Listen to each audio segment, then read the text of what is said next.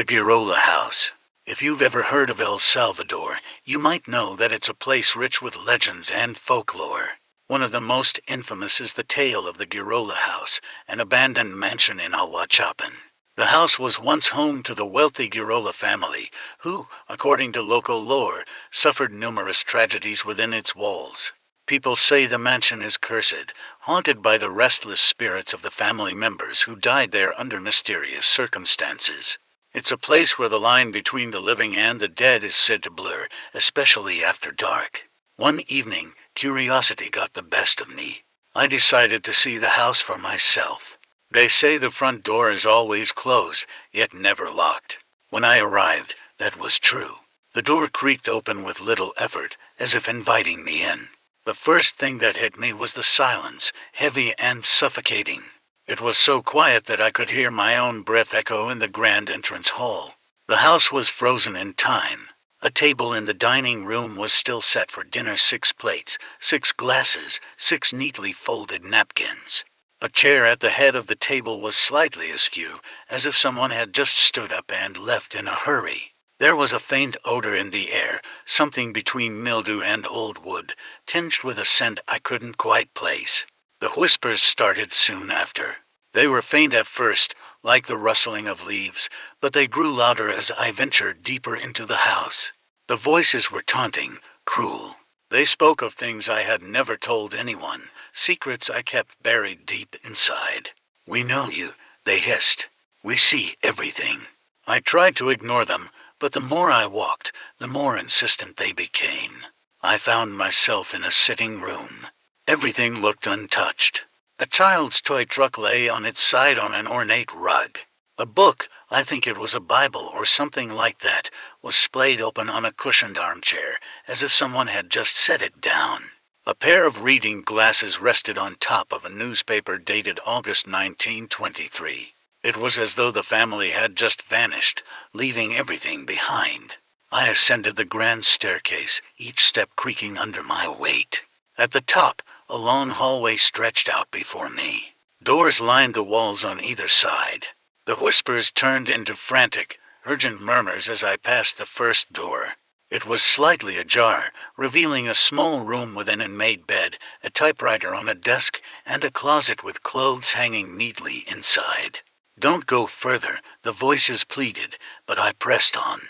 At the end of the hallway stood a black door, the only one completely closed. The voices fell silent as I reached for the handle.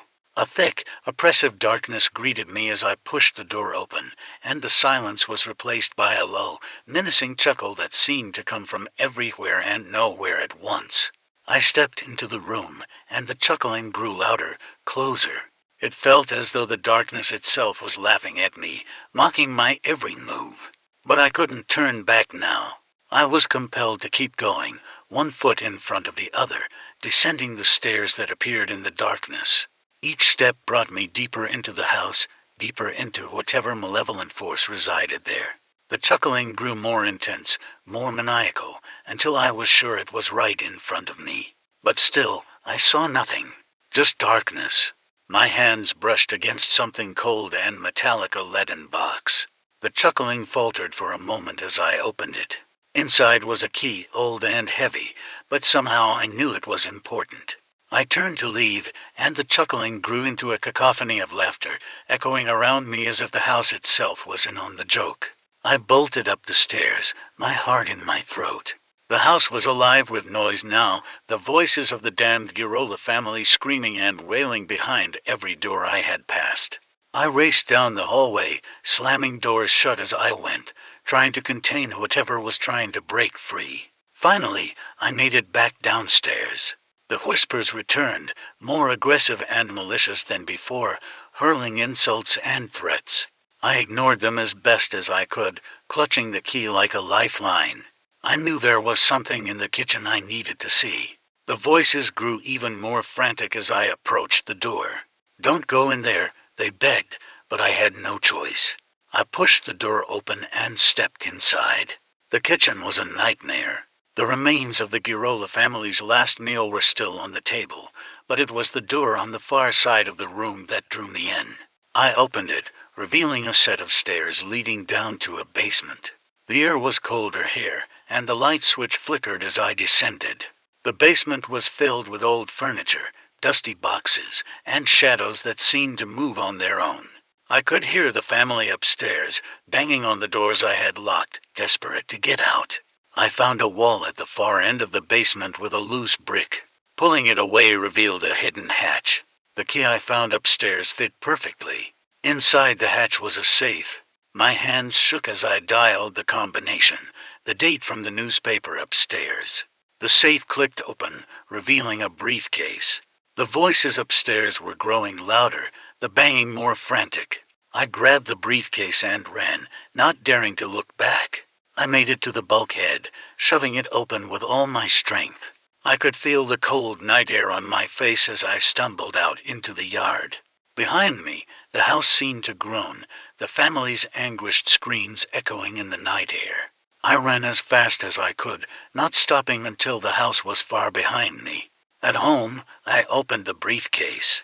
Inside was the deed to the Guirola House. It was old, yellowed with age, but it was what I needed. The city couldn't demolish the house without it. I knew what I had to do: bring it to the city and have the house destroyed, to finally put the Guirola family to rest. But as I sat there, holding the deed, a thought crossed my mind. I had left the front door unlocked. What if someone else found their way inside? What if the voices lured them in as they had lured me? The thought chilled me to the bone. I'm not sure what I'll do now.